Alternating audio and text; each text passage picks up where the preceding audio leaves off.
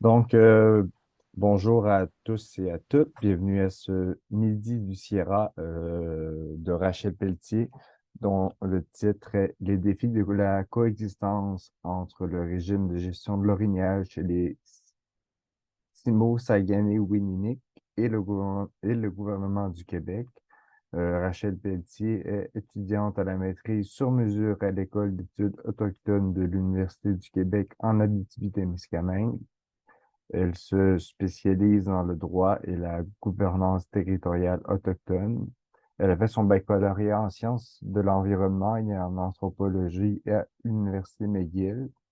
Avec son profil multidisciplinaire, sa contribution à la recherche vise à poser un regard critique sur la légitimité des structures bureaucratiques et administratives au Québec, en mettant de l'avant la pertinence des théories du pluralisme ontologique et juridique dans le développement des partenariats, concernant la gouvernance territoriale et entre les instances gouvernementales autochtones et allochtones. Donc, encore une fois, merci à tous et à toutes d'être là pour ce midi. Si vous voulez et si vous pouvez allumer vos caméras, c'est toujours apprécié. Ça fait des midis plus vivants. Alors, sans tarder, je passe la parole à Rachel. Merci. Allô tout le monde, je vais partager mon écran. Puis là, Arnaud, il m'a présenté, fait que il y a des affaires que j'aurais pas besoin de dire. Et voilà. Est-ce que vous voyez mon écran? Ouais, ok. Non, Non? Rachel, Ok. c'est Attends. écrit, Rachel a commencé le partage d'écran, mais on ne voit pas ton PowerPoint. Ok. Je réessaye. Se poser là. Est-ce que ça fonctionne? C'est écrit double cliquer pour passer en mode plein écran. Je ne sais pas si ça va fonctionner plus. C'est sur Ok. la page de ton PowerPoint. Ouais. Pourtant, C'est... on vous assure que tantôt ça fonctionnait. Ok, ben, je vais réessayer comme ça. Ah, là, Ça ça va. marche. Ouais. Ok. Bon. Voilà. Bon. Donc, ben c'est ça. Je m'appelle Rachel Pelletier. Il y en a plusieurs qui me connaissent là, dans la salle. Fait que c'est drôle. Merci d'être là. Merci au Midi du Sierra aussi de m'avoir invité à partager mon projet de recherche que je suis en train de finaliser. Là. Je suis dans les dernières étapes avant le dépôt initial. Fait que ça me fait plaisir de vous présenter quelques réflexions là, qui ont émergé dans mon parcours. Puis l'idée de ma présentation aujourd'hui, c'est pas forcément de vous parler de tous les résultats parce qu'il y en a tellement, puis il y a tellement de réflexions, mais du moins de résumer là, quelques réflexions de mon projet. Euh, Ça, c'est ben, en fait mes partenaires. Là, j'ai eu quelques bourses de différentes équipes de recherche, notamment le CIRA, qui m'a soutenu là, pour mon terrain de recherche. Mais je pense que le plus important que je voulais vraiment mentionner aujourd'hui, c'est en fait la communauté partenaire avec qui j'ai fait mon projet, la Nation Anishinaabe-Lac-Simon, puis plus particulièrement le département des ressources naturelles qui est rattaché au Conseil de la Nation Anishinaabe, avec qui j'ai fait mon projet, avec qui mon projet a été possible, notamment ma collègue Shana Chizo, qui m'a aidé aussi à aller sur le terrain et à rencontrer des gens avec qui j'ai pu avoir des discussions qui m'ont permis là, d'alimenter mes réflexions puis à compléter ce projet-là. Puis à aussi être d'autres collègues dans le département qui m'ont permis d'aller sur le terrain puis d'avoir vraiment une vision plus globale que la gestion de l'orignal, mais la gestion de leur territoire traditionnel, le Anishinaabe-Aki. Puis ça m'a aussi permis éventuellement d'obtenir un poste au sein de leur département là, comme analyste en environnement. Donc, les fruits de ma recherche ont mené là aussi à cette nouvelle étape dans ma vie. Puis, un des partenaires que je mentionne, qui n'est pas nécessairement au niveau des bourses, c'est ProGigraphe, qui est, dans le fond, Dany Bisson, qui m'a aidé à faire des cartes c'est ça. Dans le fond, il m'a aidé à faire l'entièreté de cartes que je vais vous présenter qui permettent vraiment de asseoir mon projet de recherche, puis de finalement bien résumer là, certains éléments de ma recherche, puis sans qui je pense que ça aurait eu peut-être une moins belle allure que ce que ça l'a donné. Fait que je voulais prendre le temps de remercier Dany Bisson, avec qui on travaille beaucoup aussi au département des ressources naturelles là, pour des consultations, puis plein d'autres affaires super importantes. Donc, je vais vous parler rapidement là, Arnaud le fait, là, ma biographie, mais un peu mes intérêts là, qui ont mené à mon projet de recherche. Je vais vous présenter mes questions de recherche, la mise en contexte, la problématique, une partie de mon cadre théorique, parce que je pense que c'est important de comprendre. Vous allez comprendre avec mes questions de recherche les éléments que je vais mentionner dans mon cadre théorique.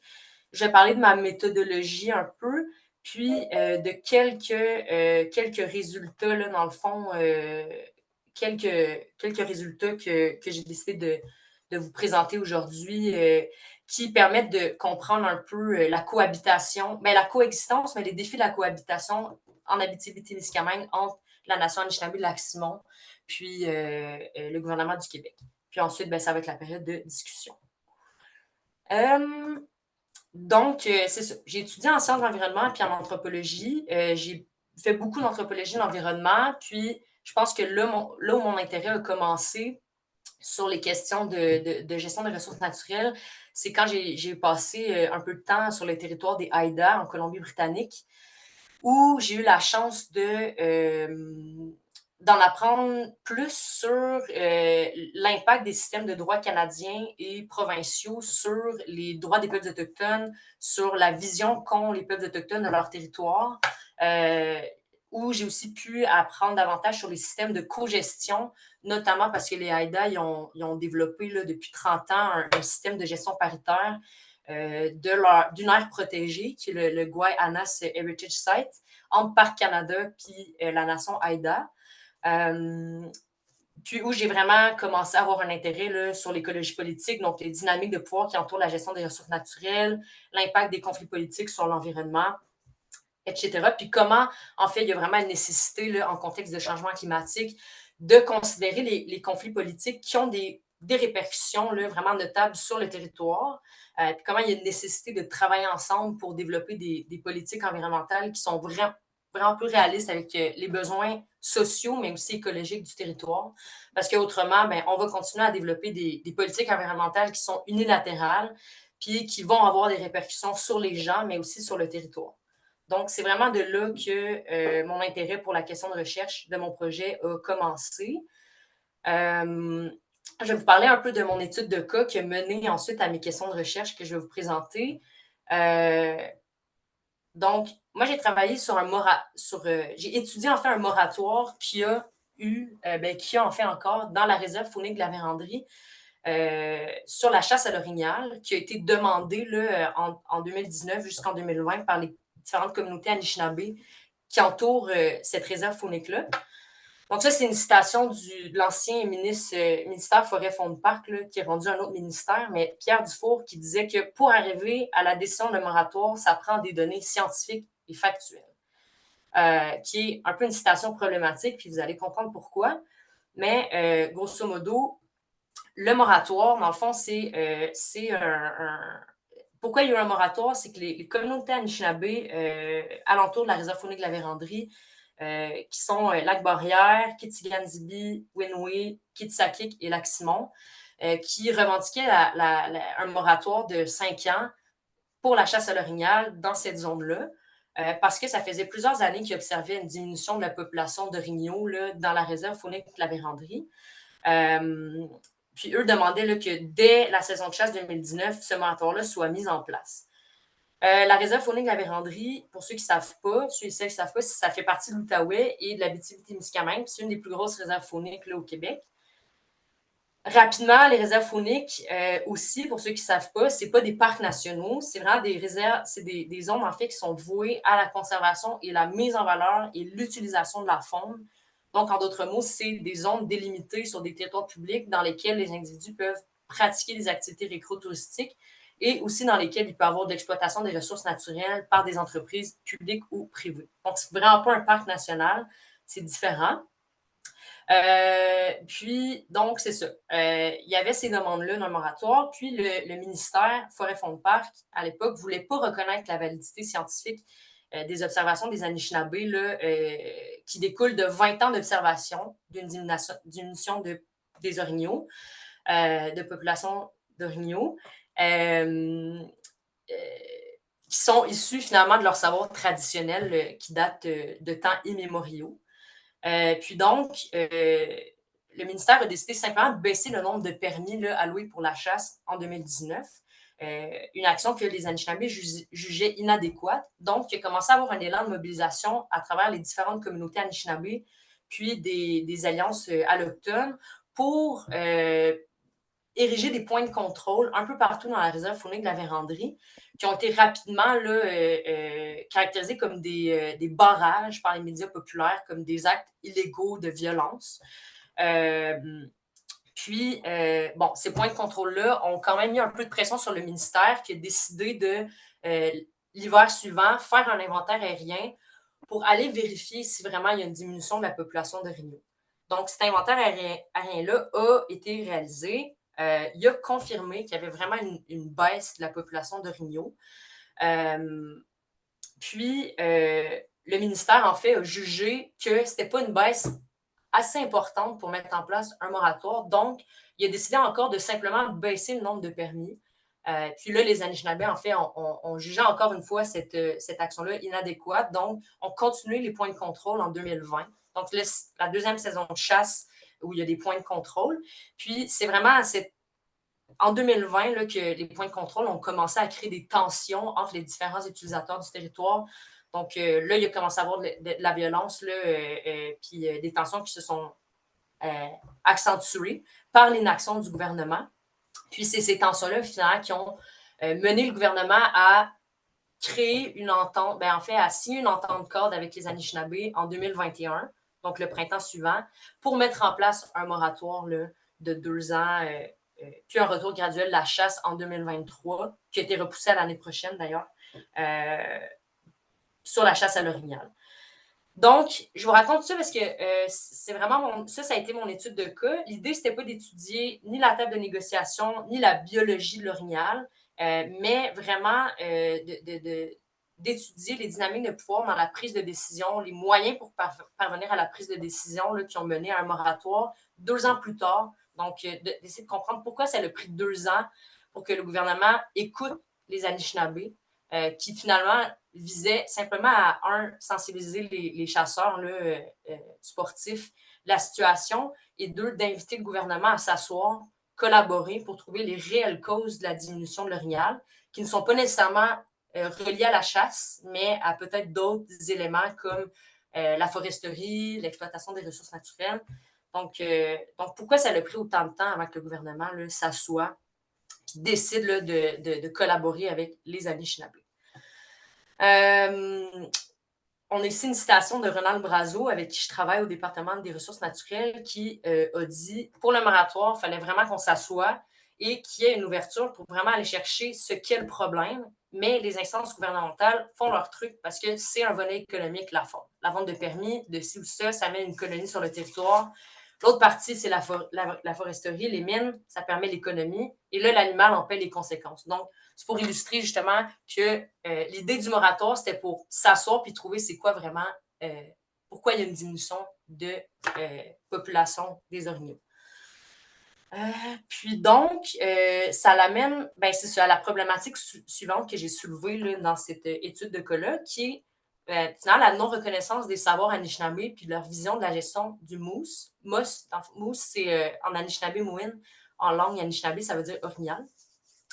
Et puis, cette non-reconnaissance-là découle là, d'une invalidation des mobilisations des différentes communautés. Donc, on voulait pas reconnaître ces mobilisations-là comme légitimes, d'une invalidation des observations Anishinabés qui découlent de leur savoir traditionnel qui date de temps immémoriaux, puis des décisions jugées adéquates par le gouvernement du Québec. Donc, il prenait des décisions, puis pour lui, c'était suffisant là, pour régler la situation les tensions dans la réserve faunique de la Vérandrie. Puis ça démontre une forme d'autorité scientifique, donc de la vision du gouvernement du territoire, puis la fermeté de son cadre gouvernemental, donc de sa manière de fonctionner et de prendre des décisions. Puis ça m'amène à mes questions de recherche qui sont les suivantes. J'en ai une principale, puis les sous-questions, c'est vraiment comment mon projet puis mes chapitres dans mon mémoire ont été divisés. Mais ultimement, la question principale était de savoir dans quelle mesure le régime de gestion de l'orignal québécois et le régime de gestion du mousse de la nation Anishinaabe de Lac-Simon coexistent. Donc, j'ai cherché à savoir comment le système de gestion de l'orignal au Québec fonctionne à travers la littérature. Donc, tout ça était déjà documenté dans la littérature. Puis la grosse partie de mon projet, ça a été d'aller sur le terrain pour comprendre davantage sous quelle forme s'exprime la gestion de l'orignal de la nation Anishinaabe-Lac-Simon, pour finalement mettre les deux ensemble puis essayer de comprendre comment est-ce que ces deux systèmes-là interagissent puis coexistent sur le territoire. Quels sont les défis de la cohabitation, finalement. Puis, ça m'amène au cadre théorique. Une partie de mon cadre théorique, comme j'ai dit tantôt, dans le fond, les deux systèmes de gestion de l'orignal découlent de fondements ontologiques et épistémologiques qui sont différents. Pour celles et ceux qui ne savent pas c'est quoi l'ontologie, c'est le rapport que vont avoir les individus au monde matériel et immatériel. C'est notre compréhension du monde et les connaissances qui vont s'y rattacher. Donc, à l'ontologie va se rattacher les épistémologies qui consistent aux manières de créer du savoir, comment les individus arrivent à savoir dans leur univers ontologique. C'est finalement les systèmes de savoir. Il y a plusieurs types d'ontologie qui existent dans le monde. Celle qui se rattachait le plus aux Anishinaabe, c'est l'ontologie animiste, que d'autres appellent l'ontologie relationnelle, qui comporte un réseau de relations entre les différentes entités qui composent l'environnement, les savoirs puis les savoirs qui vont découler de cet univers-là ont surtout une relation spirituelle de la Terre, de ses ressources. C'est une relation qui est holistique, dynamique, locale, morale, spirituelle et cumulative avec l'environnement.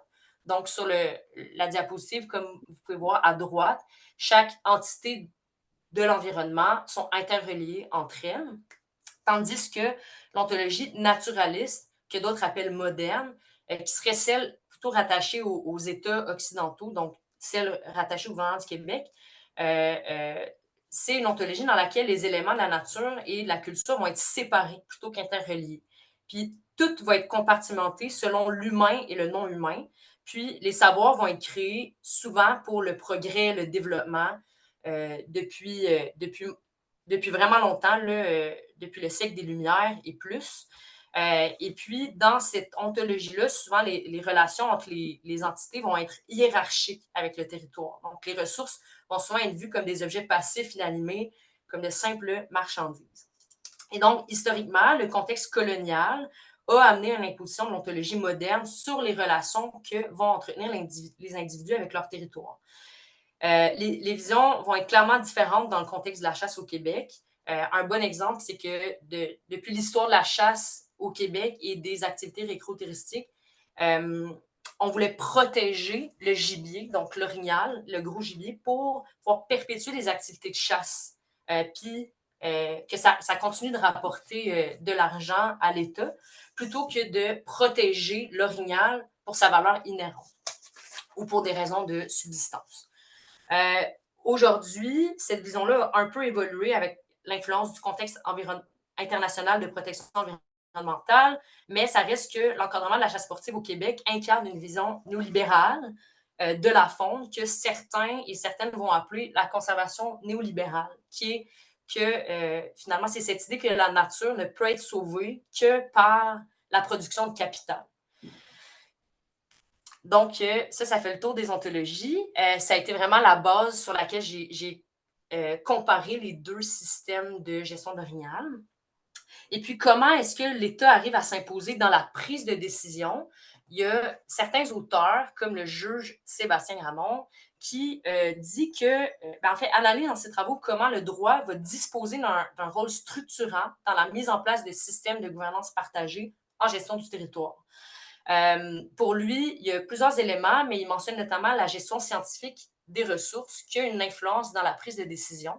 Puis pour lui, la gestion scientifique des ressources, c'est une logique qui opère selon une logique rationnelle et universalisante qui va contribuer à privilégier des solutions uniformes à travers le Québec. Ça m'amène au concept de technosciences. Dans le fond, c'est un terme qui relie les techniques et les sciences, qui signifie l'imbrication des sciences et des techniques pour l'appropriation et l'occupation du territoire par le développement de l'activité scientifique dans l'administration publique québécoise. C'est un terme qui a été développé par notamment l'anthropologue Bruno Latour, qui est un concept qui implique des théories de géographie historique, de territorialité, de gouvernementalité, qui finalement implique une forme de dépossession territoriale, qui vient justifier la prise de décision sur le territoire, puis qui est venu historiquement déposséder là, des gens, notamment les peuples autochtones, de leur territoire. Il y a un auteur qui définit la technoscience sous 2 dimensions spatiales de l'activité scientifique. Il y a la démarcation du territoire, puis les agents de l'État qui circulent le territoire. La démarcation du territoire, c'est, par exemple, l'énumération des qualités d'un territoire. Donc, la caractérisation d'un territoire par, mettons, sa formation géologique, la fertilité du sol, les espèces végétales, minérales, qui vise à délimiter des espaces pour usage particulier. Donc, soit protéger les ressources pour une exploitation future. Aujourd'hui, c'est protéger les ressources aussi pour vraiment protéger le territoire dans certains contextes. Mais toute cette idée-là de carte, donc de caractériser le territoire pour vraiment délimiter les espaces pour des usages spécifiques. Puis, les agents qui circulent le territoire, c'est par exemple, à l'époque, les explorateurs, mais les arpenteurs, les géomètres, les naturalistes qui parcouraient, délimitaient les frontières de ces espaces-là, ou, mettons, les gardes-chasse dans le cas de la chasse au Québec. Et puis, on leur conférait une autorité et une légitimité dans l'utilisation des ressources sur le territoire. Et puis ça, en fait, c'est teinté de rapports de pouvoir qui vont déterminer les paramètres d'accès et d'utilisation du territoire. Bon, je ne vais pas aller en détail dans tous ces éléments-là, mais ça, c'est un bon exemple, historiquement, comment tout ça s'est inséré dans l'administration publique québécoise, comment le territoire s'est façonné d'une manière à créer vraiment cette industrie-là de chasse et de récréotourisme. On a par exemple la création des clubs de chasse et pêche privés là, dans les années 1850, qui visait à concéder des droits particuliers à des sportsmen, souvent américains, qui venaient sur le territoire québécois, qui achetaient des lots de terre où il y avait la liberté juridique et financière d'être responsable de la conservation des ressources chaudiques. En Abitibi-Témiscamingue, tout ça a été alimenté aussi par la route 117 qui a été construite, puis le chemin de fer. Puis jusque dans les années 70, les clubs de chasse et pêche privés là, occupaient 87% du territoire public, puis l'adhésion auprès des populations locales, donc au Québec, c'était seulement 5%. Il y avait des écarts qui se creusaient aussi entre les détenteurs de ces lots, de ces clubs de chasse et pêche privés-là, parce que c'est beaucoup des Américains qui étaient super riches, qui pouvaient se permettre d'avoir ces lots-là. Il y avait peu de Québécois qui avaient accès à ces parcelles de territoire-là, et encore plus les Premières Nations qui étaient privées là, de leur territoire traditionnel par cette occupation-là du territoire. Qui étaient aussi souvent simplement engagés comme guides là, pour bénéficier les chasseurs là, sportifs américains. Puis, il y a différents éléments qui ont augmenté le nombre de chasseurs sur le territoire, là, qui va aussi accroître une pression sur le castor. Il y a des lois qui vont être appliquées à tout le monde sur le territoire à l'époque, même les Anishinabés, pour empêcher la trappe. Puis finalement, éventuellement, le gouvernement a reconnu l'importance qu'avaient les Anishinabés dans le maintien de la population de castors. Donc, on va créer les réserves à castors sur lesquelles les Anishinabés avaient des droits exclusifs de trappe, même s'il y avait quand même quelques restrictions là, sur ces aires-là. Mais donc, c'est ça. Il y a aussi ensuite la création de la réserve de la route Mont-Laurier-Sainte-Terre en 1939, qui est devenue là, éventuellement le parc de la Vérandrie et éventuellement la réserve faunique de la Vérandrie en 1979, qui a été créée là, sans la consultation des Anishinabés. Même que lors de la création de la route Mont-Laurier-Sainte-Terre, on les empêchait là, de venir dans cette zone-là pour pas qu'ils soient visibles là, auprès des chasseurs sportifs, des individus qui traversaient cette route-là pour aller en Abitibi-Témiscamingue. Ça, c'est parallèlement, sans oublier là, l'exploitation forestière minière, la municipalisation avec la division des terres en cantons sur le territoire. Et puis, donc, tout ça a mené à à ces cartes-là. Là, on ne voit pas super bien. Je n'avais pas vraiment d'autres moyens de les mettre pour que vous puissiez voir mieux.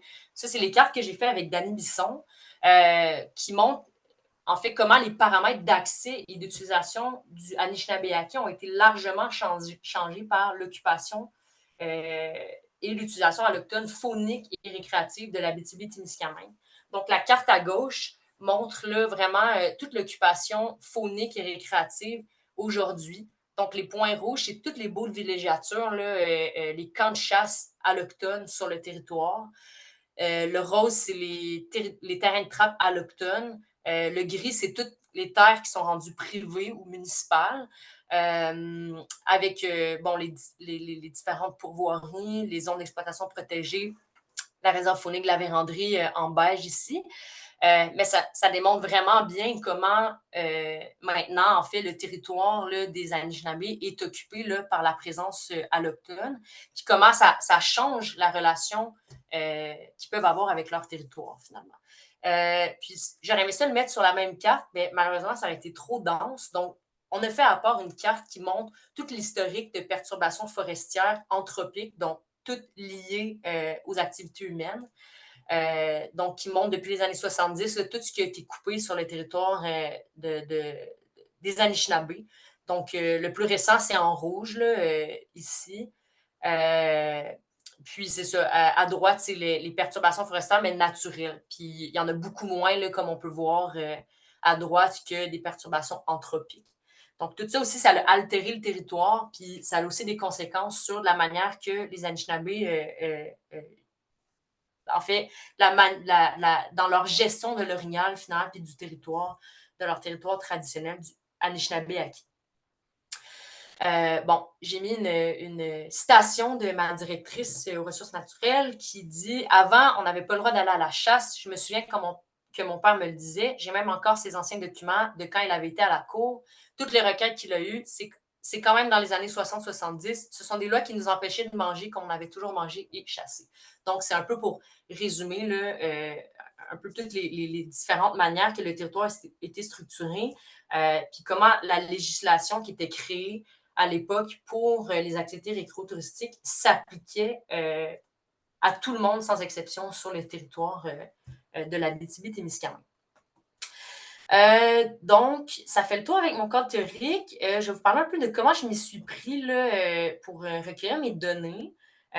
Parce que l'idée, c'était vraiment d'aller chercher là, la perception des membres de la Nation Anishinaabe-Lac-Simon sur comment ils perçoivent finalement le système de gestion de l'orignal puis du territoire du gouvernement du Québec.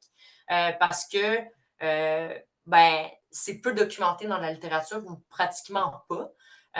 Puis, comme on a pu voir aussi avec la situation du moratoire dans la réserve faunique de la Vérandrie, on laisse souvent peu de place à la collaboration puis à ce que ces voix-là soient entendues. C'est ça, par rapport à des décisions qui les concernent finalement. Donc, mon projet, c'est une étude qualitative. Donc, j'ai fait des entrevues, des entretiens, des discussions semi-dirigées avec 10 membres de la Nation Anishinaabe-Lac-Simon. Et mon approche, c'était le two-eyed seeing qui, finalement, vise à reconnaître les forces et les faiblesses de chaque science, de chaque vision du monde, pour les mettre ensemble puis faire une science qui est plus complète. Donc, les yeux, c'est l'ancien logo de cette approche-là. Puis, on a décidé de le changer là, quelques années plus tard pour un casse-tête, pour vraiment montrer comment c'est important de tisser ensemble un nouveau savoir en prenant en compte là, différentes sciences qui ont chacun leurs forces et leurs faiblesses, puis en arriver à quelque chose de plus complet, plus inclusif également. Mon projet s'est fait dans des principes de décolonisation de la recherche, donc toujours dans une optique de souveraineté autochtone des données, gouvernance autochtone des données. J'ai fait un protocole, pas j'ai fait, mais j'ai utilisé le protocole de recherche de l'APNQL qu'on a modifié avec le Conseil de la Nation Anishinaabe-Lac-Simon, qu'on a signé pour vraiment s'assurer qu'on répond justement aux principes de gouvernance autochtone des données, puis que les données que je recueille restent dans la communauté. C'est ça, donc protocole de recherche du Conseil de la Nation Anishinaabe-Lac-Simon Ils n'en ont pas encore, mais c'est sur la voie d'être mis en place. Donc, en attendant, c'est ça, il y a tous les outils de l'OpenCL qui sont disponibles pour répondre à ces principes-là. Puis, il y a les principes PCAP aussi de propriété, contrôle, accès et possession qui ont fait partie de ma recherche. Puis, dans le fond, c'est ça. J'ai été sur le terrain plusieurs fois. Le premier été que j'étais en Abitibi-Témiscamingue, c'était vraiment un pré-terrain parce que j'avais jamais mis les pieds dans cette région-là. Donc, je trouvais ça important d'aller à Val-d'Or parce que, dans le fond, je ne l'ai pas mentionné tantôt, mais Lac-Simon, c'est d'ailleurs une des 9 communautés Anishinaabe au Québec qui est située à 38 km de Val-d'Or, en Abitibi-Témiscamingue. Puis, c'est ça. Donc, je trouvais ça important d'aller à Val-d'Or pour comprendre que aussi les réalités autochtones vont au-delà des limites géographiques des réserves. Fait que j'ai passé un été à Val-d'Or, puis je me promenais un peu sur le territoire pour essayer de comprendre aussi la relation des gens avec les relations allochtones-autochtones aussi. Puis l'été suivant, ben là, j'ai eu mon approbation au conseil de bande pour que mon projet puisse aller de l'avant. Puis j'ai été passer beaucoup de temps au département des ressources naturelles tout l'été pour réaliser mes entretiens avec les participants, mais aussi passer du temps avec le département dans leurs différents projets. Donc, ça, c'est une photo de moi qui cueille des quenouilles. J'étais allée sur le territoire avec eux pour faire ça. Puis ça m'a permis de comprendre la gestion du Anishinaabe au sens plus large que la gestion de l'Orignal. Puis ça m'a permis de créer des liens de confiance aussi avec les membres de la communauté, mais aussi de créer une confiance avec mes différents collègues avec qui je travaille aujourd'hui. Puis, j'en viens à la dernière section de ma présentation, qui sont une partie des résultats.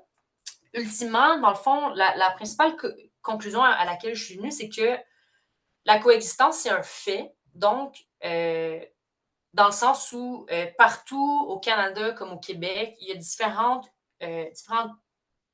nations autochtones, différents groupes de gens qui ont leur vision du territoire, qui coexistent. Donc, la coexistence, c'est un fait. La pluralité ontologique, la pluralité juridique, c'est un fait.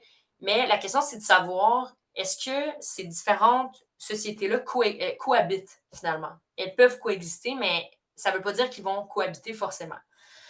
De ce que j'ai compris dans mon projet, c'est qu'il y avait des visions de l'environnement qui étaient ontologiquement différentes. Puis ça crée un manque d'écoute et de considération qui relève du gouvernement du Québec quant à la vision que va avoir la nation Anishinaabe de Lac-Simon, du Anishinaabe acquis. Puis, les expressions politiques et juridiques de la nation Anishinaabe-Lac-Simon qui concernent la gestion de l'orignal puis du Anishinaabe acquis vont être peu considérées dans la prise de décision. Puis là, j'ai fait deux tableaux. Il y en a un autre à l'autre page qui vient vraiment comparer selon les différentes visions ontologiques de l'environnement ce que j'ai recueilli comme données. Donc ça vient vraiment pas de moi, mais de ce que les gens m'ont partagé dans les entretiens.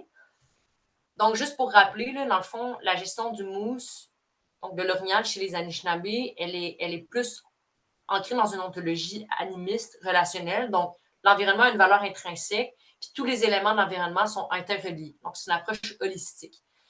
Puis pour le gouvernement, ben, l'environnement va avoir de la valeur seulement si ça se manifeste de façon monétaire. Donc, l'environnement va être une ressource à exploiter dans un contexte économique. Donc, la vision du cheptel d'Origno va être nécessairement différente. Pour les Anishinaabe, c'est surtout une source de nourriture, un emblème culturel, identitaire, important, qui date de temps immémoriaux. Pour le gouvernement du Québec, c'est une ressource monétaire, c'est un trophée de chasse. Les activités qui vont être permises sur le cheptel, ben, pour les Anishinaabe, ça va être surtout de la chasse de subsistance traditionnelle, ancrée dans des activités culturelles. Donc, l'orignal, de ce qu'on m'a témoigné, est utilisé pour est tout utilisé pour plusieurs éléments culturels. On utilise de A à Z l'orignal, même son panache. Donc, c'est pas une question d'un trophée de chasse, de prendre la tête puis de le mettre sur son hood de char. Là. Cette tête-là est utilisée, la langue est mangée, il y a vraiment tout est réutilisé de l'orignal. Tandis que pour les chasseurs sportifs, le panache va va être le trophée finalement qu'on attend. C'est sûr que c'est pas le cas pour tous les chasseurs et chasseurs sportifs, là, mais de ce qu'on m'a témoigné, là, on sent un manque de respect énorme, là, parce qu'il y a beaucoup, beaucoup de chasseurs sportifs quand même qui vont aller chasser seulement pour avoir la tête de l'orignal. Il y a beaucoup de gaspillage lié à ça. Donc, on m'a témoigné qu'on retrouve souvent dans les poubelles des grosses carcasses d'orignaux qui ne sont pas utilisées, puis qui manquent juste la tête finalement. Donc, les activités permises sur le cheptel, c'est le récrotourisme, la chasse sportive.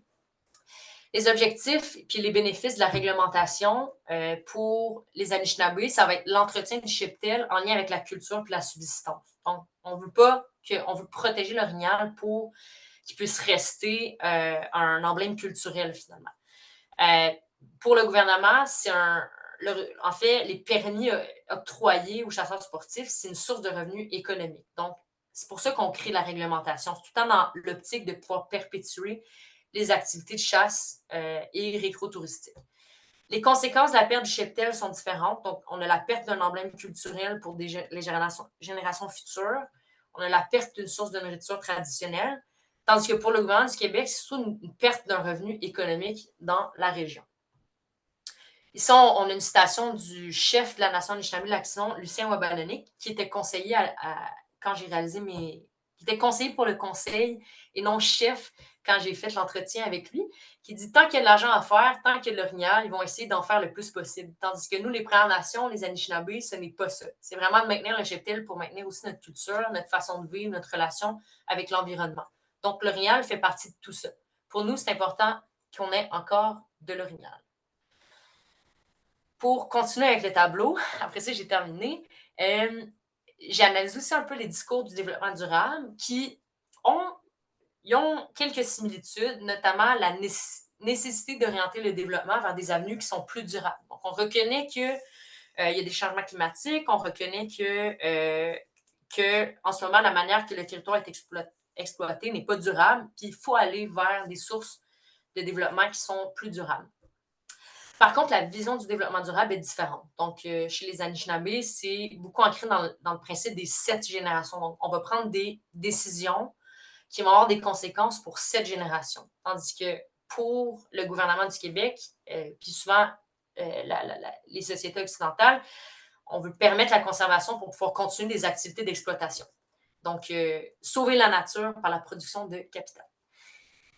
Il y a un élément qui est ressorti dans plusieurs témoignages, c'est la chasse aux gros mâles, donc aux gros géniteurs.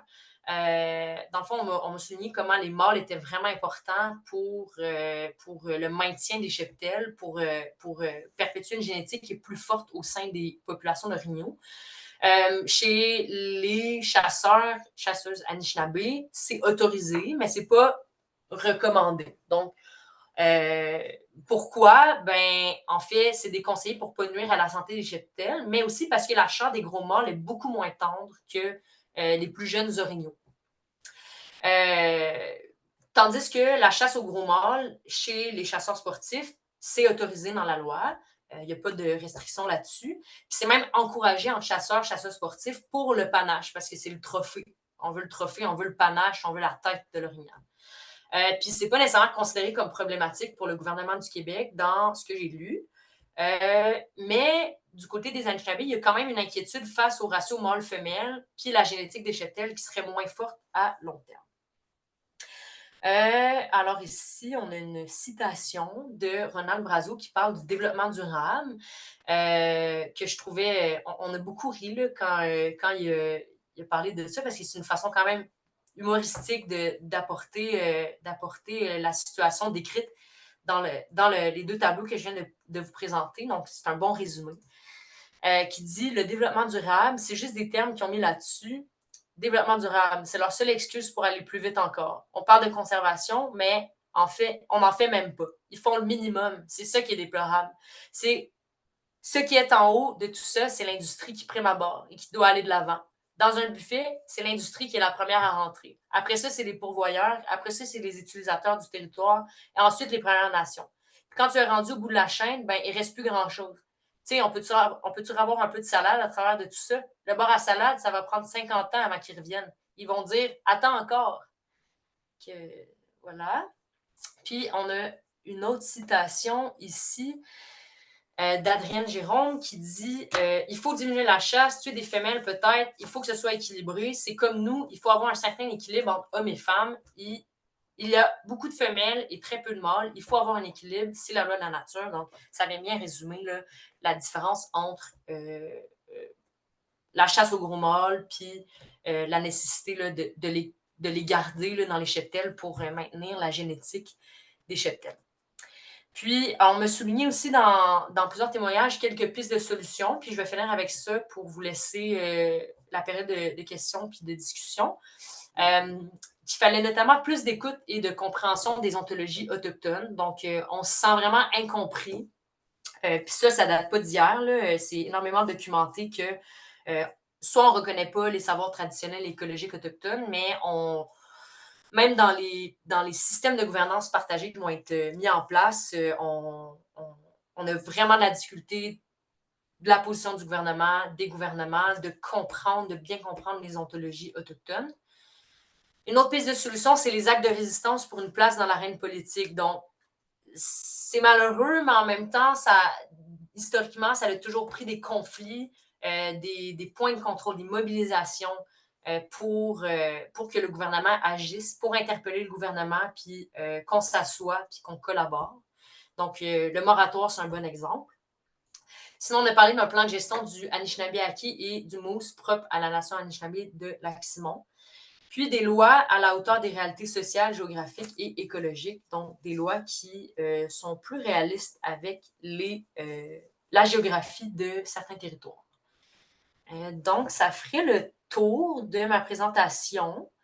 On serait à la période de questions. Je pense qu'il va falloir que j'enlève mon partage d'écran pour vous voir, parce que là, en ce moment, je ne vous vois pas. Fait que, Absolument, ça serait une bonne idée. voilà. Hmm. J'espère que je ne vous ai pas endormi.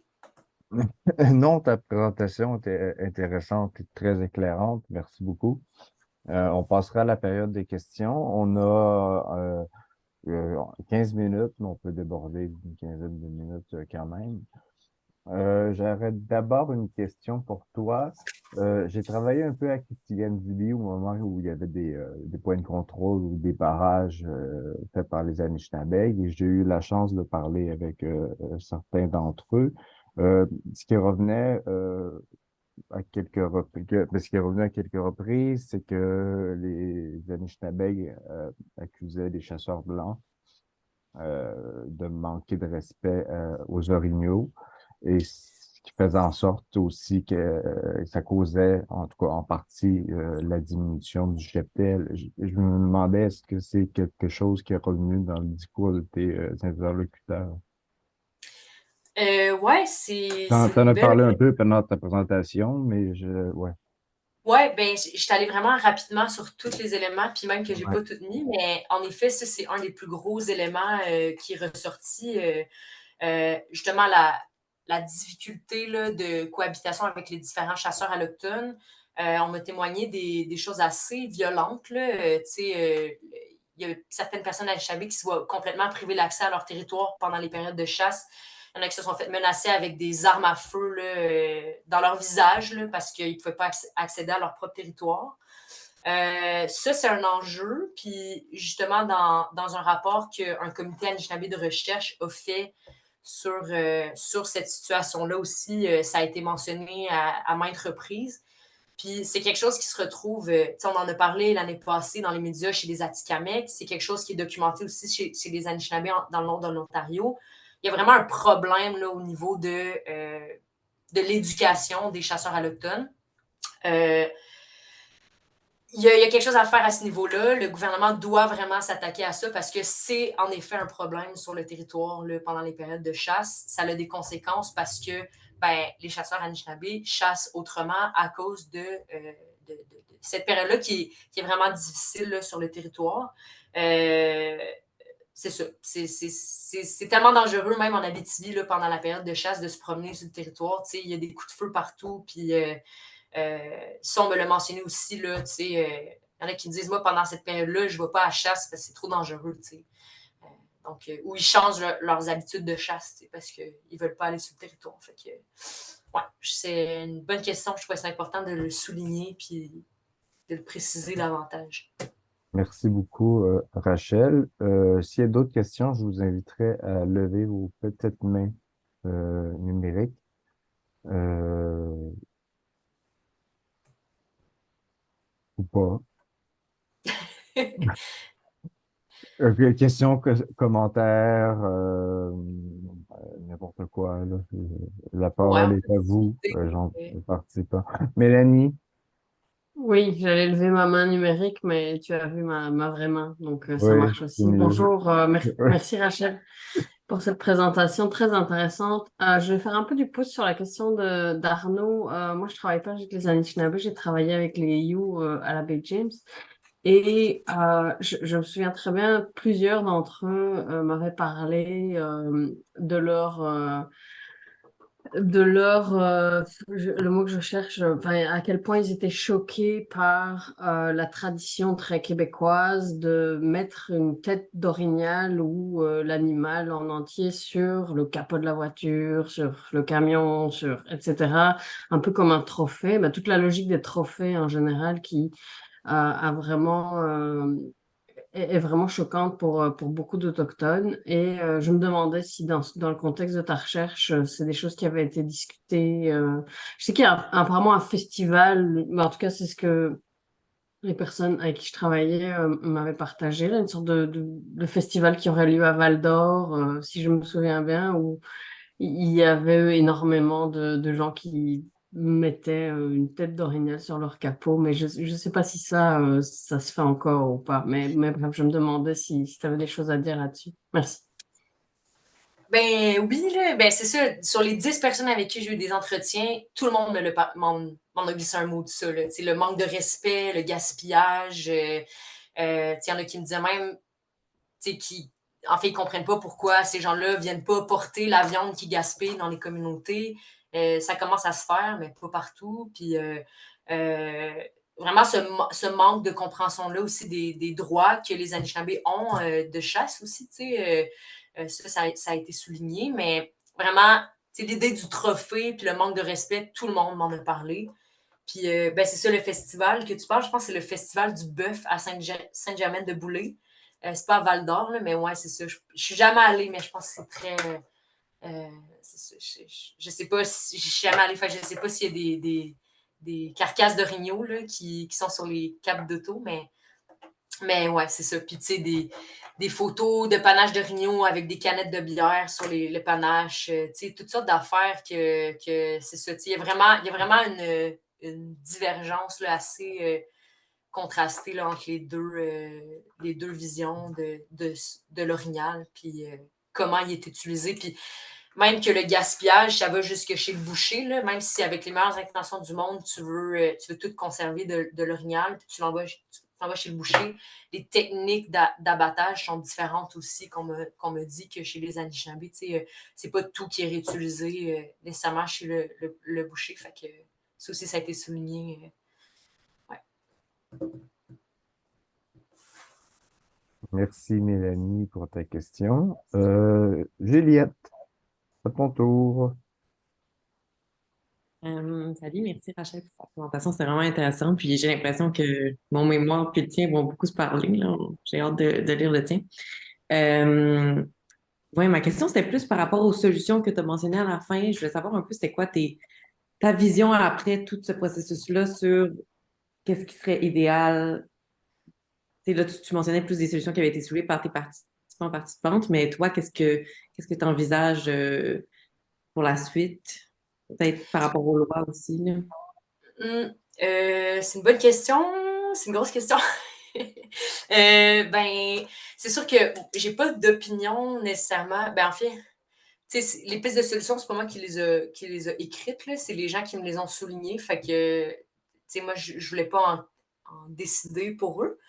C'est sûr que j'ai l'impression encore, ce qui manque le plus dans la littérature, c'est ben, comment arriver à cohabiter finalement. Puis, tu sais, toutes les, les manières de faire de la co-gestion puis de la gouvernance partagée, c'est c'est peu connu, puis pas c'est peu connu, mais en tout cas au Québec, il n'y a pas beaucoup d'exemples, puis au niveau de la gestion des ressources naturelles, puis je dirais que j'ai pas nécessairement la solution à ça parce que justement, c'est un peu du cas par cas quand ça fonctionne. Donc, c'est pas parce que un cas où on collaborait puis qu'il y a un système de gouvernance partagée qui serait mis en place, qui fonctionne à quelque part au Québec ou ailleurs, fonctionnerait dans le contexte de la gestion de l'orignal. Je pense que ça a été souligné, là, ça, par les recherches qui ont entouré cette situation-là dans les 2 dernières années, puis par les instances gouvernementales, qu'il faut trouver une manière que les deux systèmes se comprennent. Parce qu'en ce moment, clairement, là, ça a des impacts sur les gens, sur le territoire. Mais je pense qu'on n'a pas encore la solution. Moi, c'est ça, je travaille au département des ressources naturelles maintenant, fait que je pense que c'est comme un peu la retombée de mon projet où comme je suis là, puis je vais essayer que mon projet ait des retombées vraiment plus concrètes. Parce que j'ai du temps, je passe du temps là-bas, puis je peux continuer à entretenir les liens que j'ai construits avec les participantes avec qui j'ai fait des entretiens. Mais ouais, pour moi, je pense que ça serait, c'est ça, de trouver vraiment une manière de collaborer concrètement, puis de créer des systèmes de gouvernance partagés. C'est la solution, mais après, comment y parvenir, j'ai pas la réponse, je dirais. Puis je pense qu'il va falloir qu'on essaie quelque chose, puis on va se planter, ça marchera pas. Puis là, à partir de ce qu'on a créé, on va continuer à. C'est souvent ça, là, les structures de gouvernance partagée, c'est qu'on en crée une, on se plante, mais on part de ce qu'on a construit, puis on fait toujours l'améliorer davantage avec les années. On signe des ententes, on signe des nouvelles ententes, on les actualise. C'est vraiment comme ça que les choses se passent. Fait que j'espère que les choses vont changer, mais je pense aussi, puis je vais finir là-dessus pour répondre à ta question, mais je pense aussi que le gouvernement a son bout de chemin à faire pour sensibiliser là, les chasseurs allochtones. Ça, c'est vraiment un gros problème, puis ça a vraiment des répercussions en ce moment sur la faune au Québec, je pense. Merci, Juliette, pour ta question. Je passerai maintenant à Étienne Levac qui a levé sa main numérique. Alors, la parole est à toi, Étienne. Ben, merci beaucoup, Rachel, pour ta présentation. C'était super intéressant. Puis moi aussi, ça va sûrement se regrouper. Nos mémoires vont se regrouper d'une certaine façon. Moi, en fait, je voulais savoir, tu sais, as parlé d'ontologie. Tu utilises beaucoup les théories et concepts relatifs au tournant ontologique avec ontologie politique, animisme, naturalisme et tout ça. Je voulais savoir si dans tes entretiens, parce que là, ce que je comprends, il y a beaucoup été question des conflits relatifs à comment est-ce que les Québécois ou les autorités comprennent pas comment leur modèle de gestion. Mais est-ce qu'il y a eu dans ces entretiens des éléments un peu plus spécifiques sur le modèle de gestion Anishinaabe, comme par exemple, est-ce que des éléments de tradition orale par rapport à l'orignal, par rapport à la chasse, la gestion du territoire, ou ton mémoire, c'était beaucoup plus genre très actuel dans la vraiment modèle de gestion? C'est une bonne question, merci. Ben oui, vraiment, ben c'est ça, puis ça a été vraiment le fun parce que ça m'a fait changer un peu ma manière de voir les choses, parce qu'au début, tu sais, ma sélection de participants, c'était vraiment comme d'essayer d'aller trouver des gens qui sont impliqués au niveau politique. Puis après, j'ai juste compris que ben, la gestion de l'orignal chez les Anishinaabe va au-delà là, de la gestion politique de la chose. C'est ancré c'est ça, dans une gestion millénaire, là, puis dans une culture que je comprendrai jamais, moi, comme allochtone, parce que je l'ai jamais vécu, puis mon cerveau fonctionne pas de la même manière. J'ai mon ontologie que j'incarne, comme allochtone, c'est limité dans ma compréhension de la complexité des savoirs là, qui sont dans ce modèle de gestion-là. Mais c'est intéressant parce que j'ai interviewé plusieurs personnes qui n'étaient pas nécessairement. Il y en avait qui étaient impliquées plus au niveau politique, mais j'ai eu des entretiens, ça on a parlé juste de comment l'orignal est utilisé pour l'artisanat, puis comment des histoires de leurs grands-parents, puis de comment l'orignal, en fait, est utilisé depuis... j'aime pas dire utilisé, mais comment la relation vraiment holistique avec l'orignal qui date de milliers d'années, puis comment même l'orignal sert à maintenir un équilibre dans le reste, parce que l'orignal se nourrit de plantes médicinales. Donc, si les plantes sont polluées, ben, ça a un impact sur l'orignal, ça a un impact sur les gens. Donc toute cette relation-là aussi a été mentionnée par plusieurs personnes aussi. Puis je suis contente que ça ait donné ça aussi, parce que la relation à l'orignal n'est pas juste politique, là, c'est les rapports de pouvoir qui ont imposé aussi une gestion comme administrative plus politique en lien avec le gouvernement du Québec, mais avant ça, ça se passait avec beaucoup plus de relations que politiques. Je ne sais pas si je réponds bien à ta question. Mais... Absolument. Merci Étienne pour ta question. Est-ce qu'il y aurait d'autres commentaires, suggestions, questions, appréciations, poèmes? Oui, Sandrine, la parole est à toi. Félicitations, Rachel. C'est super pertinent, super intéressant. Merci de m'avoir invité.